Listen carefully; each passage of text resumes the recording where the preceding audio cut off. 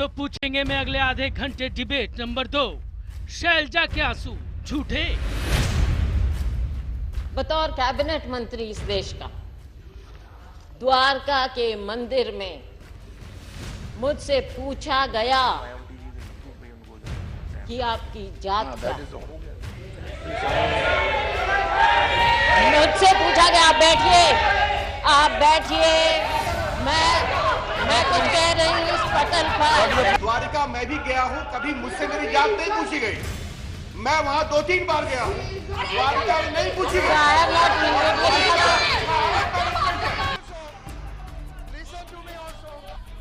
देश की संसद में पूर्व केंद्रीय मंत्री और कांग्रेस की सांसद कुमारी शैलजा अपनी व्यथा कह रही थी। बता रही थी कि गुजरात के द्वारका मंदिर में उनकी जाति पूछी गई। हालांकि इस बात पर उन्हें सत्ता पक्ष के विरोध का सामना भी करना पड़ा। 30 नवंबर को राज्यसभा में उन्होंने ये बयान दिया था। सरकार ने तथ्यों के साथ उनकी इस बात का जवाब 2 दिसंबर को दिया। अरुण जेटली बोले, जिस मंदिर में जाति पूछे जाने का जिक्र शैलजा ने किया था, उसी मंदिर के रजिस्टर पर वो तारीफों के पुल बांध के आई थी। Excellent. May the land bless all and those who are fortunate enough to come here for this, for his blessings. Now, in writing, she compliments the temple, let alone complain against any kind of discrimination which took place there. Jaitley ने संसद को शैलजा की वो टिप्पणी दिखाई जिसमें उन्होंने मंदिर की तारीफ की थी, लेकिन शैलजा का कहना है कि असल में वो द्वारकाधीश मंदिर की नहीं, बल्कि बेट द्वारका में मौजूद मंदिर की बात कर रही थी। I made it very clear that day that it was not the main Dwarka temple. In fact, I'll go beyond this. He's asking you about your gotra. Because they say it when they offer praise, not the caste. Rajya Sabha में शैलजा के मुद्दे पर बवाल मचता रहा। कांग्रेस के सांसदों ने well में भी जाकर नारेबाजी की, लेकिन शैलजा ने द्वारका के मंदिर में जाति पूछे जाने का जो मुद्दा उठाया था, उसमें नया मोड़ जरूर आ गया। शैलजा का उठाया मुद्दा देश के लिए अहम है, लेकिन सरकार ने उस पर सवाल उठाकर शैलजा की मंशा को ही कटघरे में खड़ा कर दिया। जाति पर इस सियासत के बीच हम तो पूछेंगे, क्या संसद में रोने वाली कांग्रेस सांसद शैलजा के आंसू झूठे थे? और हम इसी पॉइंट पे इस डिबेट को आगे बढ़ाते हैं। सबसे पहले मैं मेहमानों का परिचय कराता हूं जो इस वक्त हमारे साथ जुड़ रहे हैं। प्रदीप जैन, कांग्रेस के प्रवक्ता, मेरे साथ लगातार बने हुए हैं। भारतीय जनता पार्टी की तरफ से सुधांशु मित्तल जी लगातार बने हुए हैं। जाने माने ज्योतिषाचार्य डॉक्टर शशांक भी हमारे साथ स्टूडियो में जुड़ गए हैं, और जाने माने समाज शास्त्री विवेक कुमार साहब भी मेरे साथ जुड़े हुए हैं। 45 सेकंड का ओपनिंग रिमार्क्स और फिर उसके बाद मैं डिबेट की शुरुआत करूंगा। सबसे पहले विवेक कुमार जी, मैं आपसे पूछना चाहूंगा, आप ये घटनाक्रम पूरा देखा होगा, संसद में जो हुआ, शैलजा जी ने जो कहा अपने बारे में कि मुझसे जाति पूछी गई, वो भावुक हुई, फिर आज सरकार ने पलट के जवाब दिया। मेरा सवाल बहुत सीधा सा है, क्या असहिष्णुता के नाम पर कुमारी शैलजा गलत फैला रही थी, भ्रम फैला रही थी? मुझे नहीं लगता है कि कोई व्यक्ति जो इस अस्मिता का है वो इस प्रकार का झूठ, वो भी भारत के संसद में बोलेगा। हाँ, ये जो जाति के गत को पूछना, ये गोत्र पूछना, ये आवेग में हो जाता है, और जो अस्मिता के लोग होते हैं वो इस पर रिएक्ट नहीं करते। लेकिन जब अतीत को मुड़ करके देखते हैं तो बरबस वो भावुक हो जाते हैं, क्योंकि वो वास्तविकता में उस पटल पर है जहां पर क्या उनसे भी ये पूछा जाता। तो मुझे लगता है कि एक बहुत बड़ा प्रश्न उन्होंने उठाया है कि वास्तविकता में आज की बात नहीं है, ये तो जगजीवन राम के साथ हुआ, ये हमारे जी 45 सेकंड हो गए, मैं लौटता हूं आपके पास। मैं सुधांशु मित्तल, मैं आपसे पूछूंगा, भारतीय जनता पार्टी क्यों ये साबित करने पे तुली है कि शैलजा जी गलत बयानी कर रही थी राज्यसभा में? हम तो शैलजा जी से पूछेंगे कि आपने झूठे आंसू क्यों दिखाए। हम तो शैलजा जी से पूछेंगे कि हल्की राजनीति के लिए आपने एक धर्म की आस्था के साथ खिलवाड़ करने की कोशिश करी। हम तो ये भी पूछेंगे कि क्या आपने लाखों करोड़ों लोगों की धार्मिक भावनाओं को चोट नहीं पहुंचाई।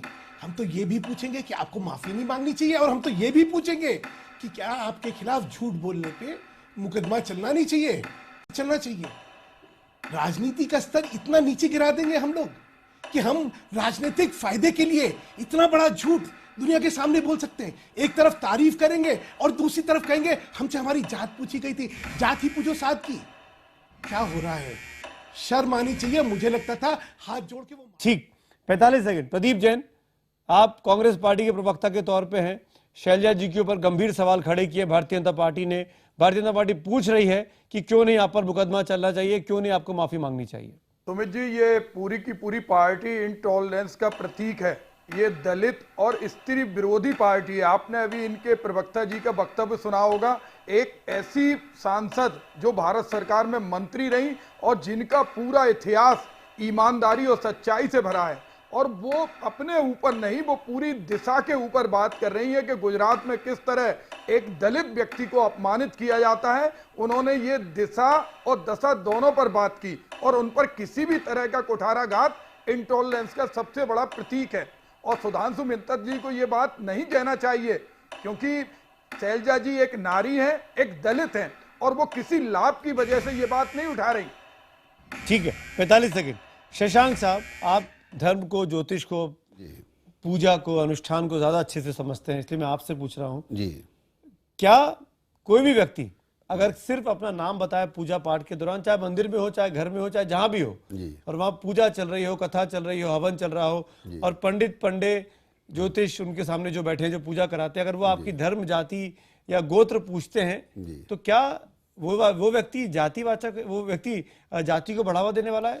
नहीं, देखिए, ऐसा नहीं है। ये धर्म की एक टेक्निकल टर्मिनोलॉजी है जिसमें ये पूछा जाता है कि आपका जाति क्या है, आपका गोत्र क्या है, आपका प्रवर क्या है, आपका नाम क्या है। भगवान को जो प्रार्थना की जाएगी आपके नाम से, वो आपको प्राप्त हो, इसलिए पूछा जाता है। यहाँ जातिवाद नहीं है। हमारे धर्म में स्पष्ट लिखा गया है, सर्वे भवन्तु सुखिनः, सर्वे सन्तु निरामया, सर्वे भद्राणि पश्यन्तु मा कश्चित् दुर्भाग् भवेत्। ये किसी जाति विशेष का धर्म नहीं है, ये मानव मात्र का धर्म है। इसको बांटने वाले ऐसे राजनीतिक लोग आ जाते हैं जो समाज में विकृति उत्पन्न करते हैं। हमारे धर्मगुरु कहीं से गलत नहीं है, पंडित कहीं से गलत नहीं है, कर्मकांड कहीं से गलत नहीं है। ये जन कल्याण के लिए, मानवीय मूल्यों के संरक्षण के लिए निर्मित किया गया है। कृपया करके इसको जाति और धर्म के बीच में बांटने की चेष्टा ना करें। ये मानव मात्र के कल्याण के लिए बनाया गया है, और यहाँ पर गोत्र, जाति, नाम पूछने का प्रयोजन यही है कि आपका कल्याण हो। ठीक, 45 सेकंड।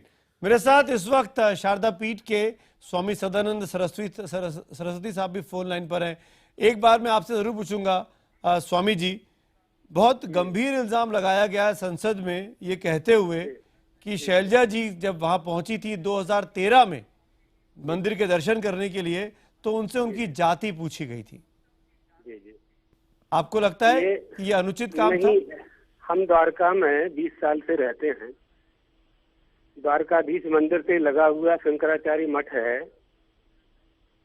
और किसी भी यात्री से जाति पाति पूछ करके दर्शन नहीं कराया जाता है। शैलजा जी ने स्वयं अपनी यात्रा के संबंध में द्वारका समिति की विजिट बुक में द्वारका की प्रशंसा लिखी है, और लिखा है कि मुझे यहाँ आकर के बहुत अच्छा लगा है। वो विजिट बुक देवस्थान के कार्यालय में है अभी। आप अपने कैमरामैन को भेज करके उसकी फोटोग्राफ ले सकते हैं। और हाँ, ये जरूर है कि कोई यात्री आकर के अनुष्ठान कराता है तो यहाँ के पंडित और ब्राह्मण लोग उनसे उनका गोत्र पूछते हैं, नाम पूछते हैं, जाति पूछते हैं, और ये प्राचीन तीर्थों की परंपरा है। कोई सकाम अनुष्ठान होता है या आप कुछ करना चाहते हैं, प्रश्न यहाँ यह है कि हम मंदिर जाते क्यों हैं? कोई कारण है ना मंदिर जाने का। जी। तो कुछ हम प्राप्त करने जाते हैं जो वस्तु हमारे घर में नहीं है। जी। जो वस्तु रोटी कपड़ा मकान से हमें नहीं मिली है, उसको प्राप्त करने के लिए हम मंदिर जाते हैं। उसका नाम है शांति। जी। तो मंदिर जैसे देव स्थान को राजनीति में नहीं लपेटना चाहिए। जी, बड़ी बात कह रहे हैं। शैलजा जी ने अगर, मैंने नहीं सुना है कि उन्होंने क्या कहा, शैलजा जी ने अगर ये कहा है कि वहाँ जाति पाति पूछी जाती है, तो उनका बहुत बड़ा भ्रम है, और किसी भ्रम में वो जी रही हैं। द्वारका देवस्थान मंदिर में, द्वारकाधीश मंदिर में बिल्कुल भी ऐसी व्यवस्था नहीं है। ठीक है, आप रहिए मेरे साथ। मैं चाहूंगा, मैं डिबेट में हूँ, कांग्रेस के प्रवक्ता, बीजेपी के प्रवक्ता दोनों जवाब देना चाहते हैं। प्रदीप जैन, हम डिबेट में नहीं बैठेंगे। अच्छा ठीक है, आपने अपनी बात कह दी तो धन्यवाद, मैंने आपकी बात समझ गया और मेरे ख्याल से तमाम पैनलिस्ट समझ गए हैं। बहुत बहुत शुक्रिया, आपने वक्त निकाला, हमारे साथ लाइव जुड़े इस वक्त आप सरस्वती जी, बहुत बहुत शुक्रिया। प्रदीप जैन, अब आप क्या कहेंगे? जानबूझकर कांग्रेस पार्टी इस मामले को तूल दे रही है, राजनीति कर रही है, भगवान के नाम पर, धर्म के नाम पर। 2013 का मामला है, उस वक्त क्या किया था? आपकी सरकार थी दिल्ली में, शैलजा जी ने कहां कंप्लेंट लिखाई, कहां शिकायत की? सुमित जी, एक माहौल चल रहा और शैलजा जी का आपने पूरा कार्यकाल देखा होगा, कई बार वो सांसद रही, कभी उन्होंने झूठी वाई नहीं बटोरी और उन्होंने द्वारकाधीश मंदिर की तो तारीफ की, लेकिन उसके पास जो आयरलैंड में दूसरा मंदिर है जो भगवान श्री कृष्ण का है, उस मंदिर के बारे में बताया। और निश्चित रूप से आप मानिए, गिरनार पर्वत जूनागढ़ में है गुजरात में, और वहां पर दिगंबर जैन साधु में चाकू मारे गए थे। केवल एक घटना नहीं है, दलितों के साथ अकेली घटनाएं नहीं होती गुजरात में, जैनियों के साथ भी घटना होती। आपके रिकॉर्ड में अगर आप भटक रहे हैं। मैं प्रदीप जी, मैं उदाहरण बता रहा हूं। नहीं उदाहरण मत बताइए, आप अभी की बात करिए। 2013 में जी आपकी सरकार थी, शैलजा जी दर्शन 2013 में करती हैं, 2015 के नवंबर के 30 तारीख को शिकायत क्यों करती हैं वो? निश्चित रूप से एक माहौल चल रहा, उस माहौल में शैलजा जी को लगा कि ये बात बताना आवश्यक है कि इस उस देश माहौल के अंदर 13 का था, 15 में बताएंगे वो और गुजरात 15 की सरकार से जवाब मांगेंगे। 13 की मनमोहन सरकार से जवाब नहीं मांगा आपने। नहीं, इसमें केंद्र सरकार का रोल नहीं है। आज इनके जो बीके सिंह का वक्तव्य है वो भी दलित विरोधी है। शैलजा जी का यही कहना है, वो जो सरकार गुजरात में थी वो केंद्र में आई, उसकी मानसिकता बदली नहीं है। आज भी वो स्त्री विरोधी है और दलित विरोधी है, अल्पसंख्यक विरोधी है। वो मैंने इसीलिए प्रदीप जी इस डिबेट में शारदा पीठ के स्वामी को शामिल किया था ताकि तस्वीरें साफ हो जाए। सुधांशु मित्तल, आप जवाब देना चाह रहे हैं? सॉरी विवेक जी, मैं आता हूं। प्रदीप जी की बात सुन के ऐसी हंसी आती है, मुझे लगता है निर्लजता का इससे बड़ा उदाहरण हो ही नहीं सकता। समित जी, बात क्या कही थी उन्होंने वहां पे प्रक्रिया की बात नहीं करी थी, वो गुजरात मॉडल के बारे में बात करते हुए कह रही थी कि मुझसे जाति धर्म कहां पूछी गई? द्वारकाधीश में। शर्म आनी चाहिए। ऐसा पवित्र स्थान जो करोड़ों की आस्था का केंद्र नहीं बोल सकते, उस पे झूठे आप इल्जाम लगाते हैं। सांसद है मित्तल साहब, आप चुने हुए सांसद पे इस तरह की प्रतिक्रिया नहीं कर सकते। आप बीच में क्यों बोल रहे हैं? आपकी तो इंटॉलरेंस दिख रही है। आप दीजिए, आपकी इंटॉलरेंस इस बात से दिख रही है कि आप बीच में बोल रहे हैं। आप जब बोले थे, आप नहीं, मुझे मेरी बात रखने दीजिए। नहीं तो आप प्रदीप जी सुधांशु मित्तल ने अपनी बारी का इंतजार किया है। मैंने कहा सुधांशु मित्तल को बोलने के लिए, उनको बोलने दीजिए, बोलने दीजिए, डिबेट का टाइम मत वेस्ट करिए। सुधांशु जी आप कंप्लीट करिए, फिर विवेक कुमार आपके पास। समझिए बड़े मजेदार चीज देखिए। आज उनसे पूछा गया डिबेट में कि भाई आपने ये कहा, आपने ये बात क्या गुजरात के मुख्यमंत्री से करी? आपने क्या ये बात प्रधानमंत्री मनमोहन सिंह से करी? आप तो केंद्रीय मंत्री थी। तो उनका जवाब क्या है? उनका जवाब जो है वही इस बात को दर्शाता है कि कैसे चोर की दाढ़ी में तिनका होता है। वो कहती है I choose not to answer. Why do you choose not to answer? आप इतना बड़ा द्वारकाधीश पे इल्जाम लगा सकती हैं, आप करोड़ों की भावनाओं से खेल सकती हैं, आप झूठ बोल सकती हैं, हल्की राजनीति कर सकती हैं, और लोग जब आपसे वहां पे सांसद में पूछा जाए कि आपने ये बात प्रधानमंत्री से करी थी नहीं करी थी, तो आप कहते हैं I choose not to answer. आपको जवाब देना पड़ेगा, जनता जवाब मांगेगी। हम पूछेंगे आपसे, हम तो पूछेंगे कि क्यों आपने झूठ बोला, क्यों नकली आंसू बहाए, क्यों आप करोड़ों के लोगों की आस्थाओं से खेल रही हैं, हल्की राजनीति के लिए, एक सरकार को बदनाम करने के लिए, एक विवेक जी आपको लगता है कि शैलजा जी हल्की राजनीति कर रही है? विवेक कुमार गलत बयानी कर रही है? विवेक नहीं, मैं जिस तरह की उत्तेजना दिखा रहे हैं सुधांशु मित्तल जी, मुझे नहीं लगता एक सीनियर लीडर को इस प्रकार बोलना चाहिए। आप जान रहे हैं कि आप राष्ट्रीय चैनल पर हैं, जिस उत्तेजित भाषा का और जिस अपरमार्जित भाषा का प्रयोग कर रहे हैं वो असहिष्णुता की निशानी है। दूसरी बात मैं कहना चाहूंगा कि भारतवर्ष में यह पहली बार नहीं हुआ, और आपके दोनों धर्मगुरुओं ने यह कहा है कि जाति, गोत्र और नाम पूछा जाता है। इसको आप जातिवाद कहें या आस्था का प्रश्न कहें, यह आप पर छोड़ता हूं, लेकिन यह बात गलत नहीं है कि जाति, गोत्र और नाम पूछ करके ही अनुष्ठान किया जाता है। तो सुधांशु मित्तल जी इतने हिंदूवादी न हो जाएं कि वास्तविकता भूल जाएं।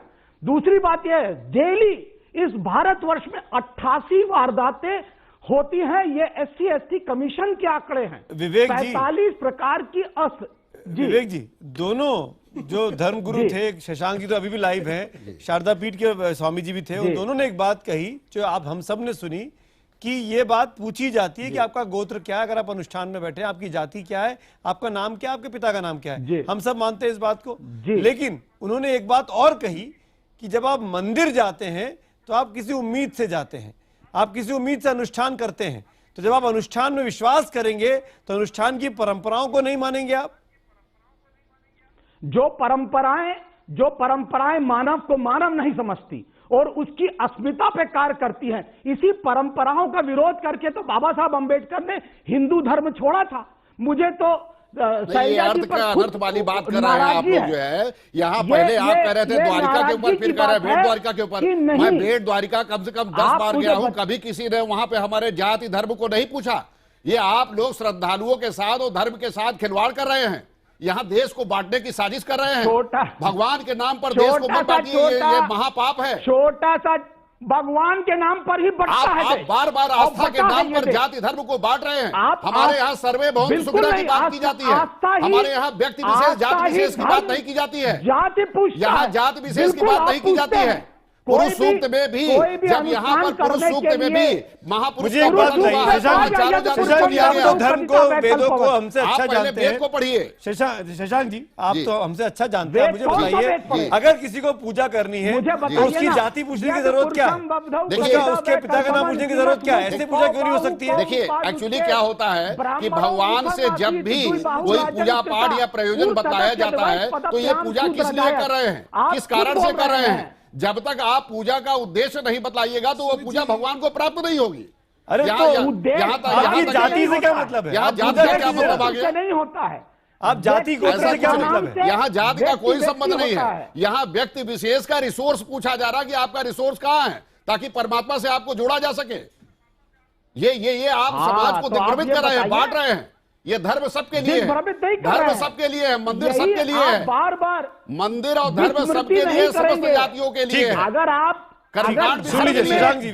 विस्मृति नहीं है, धर्म में अगर विस्मृति नहीं है, क्या है उस आपने क्या अध्ययन किया? स्मृति क्या है? सुन तो लीजिए, स्मृति ग्रंथों में तो स्पष्ट लिखा गया है कि जन्मना जायते शूद्र संस्कार, जन्म से सबको शूद्र कहा गया है। संस्कार से आपका संवर्धन होता है, संस्कार से विकास होता है। आप सुन लीजिए विवेक जी, आप अपनी बात पूरी करिए।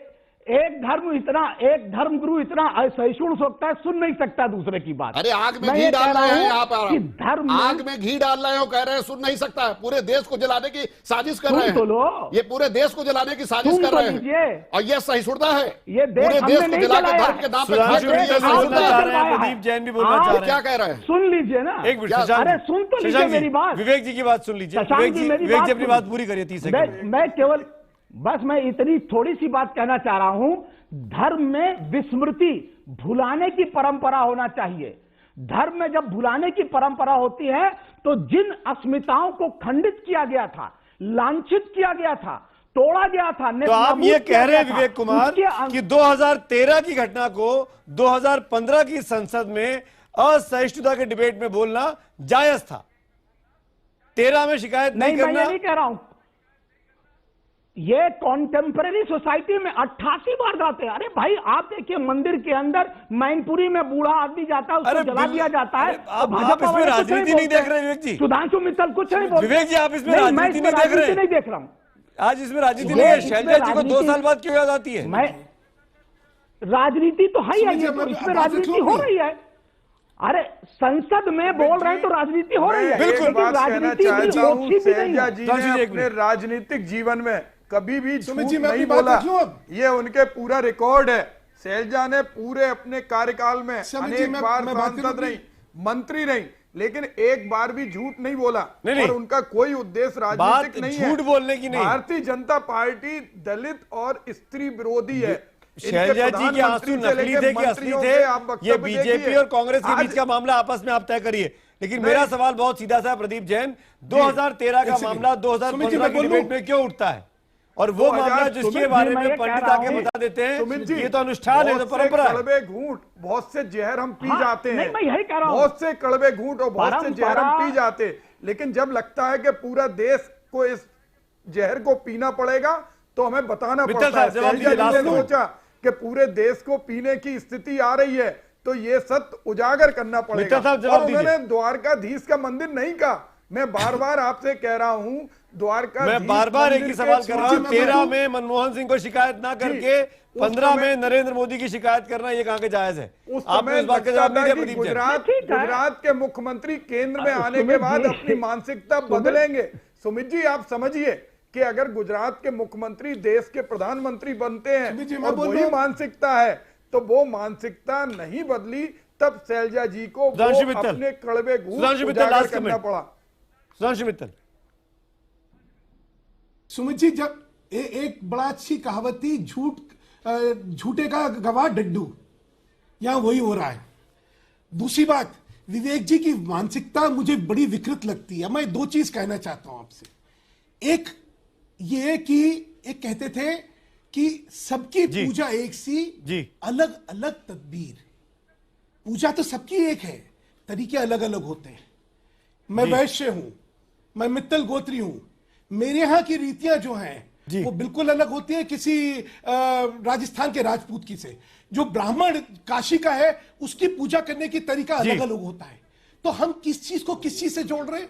शैलजा जी यहां पे एक पूरी धार्मिक व्यवस्था को बदनाम करने के लिए और एक आदरणीय पीठ को जिसके प्रति करोड़ों की आस्थाएं हैं उसको बदनाम करने के लिए ये कहती है कि मुझसे मेरी जात पीठ को नहीं कह रही थी ना। और आप चुप रहिए, आप बोलिए, आप चुप रहिए। आप भावनाओं को भड़का रहे हैं।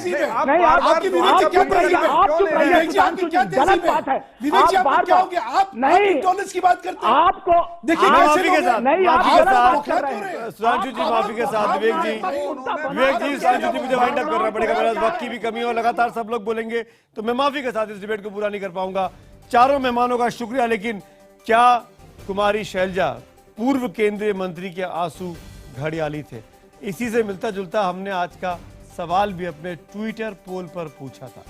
हमारा सवाल था कि क्या संसद में रोने वाली कांग्रेस सांसद शैलजा के आंसू झूठे थे?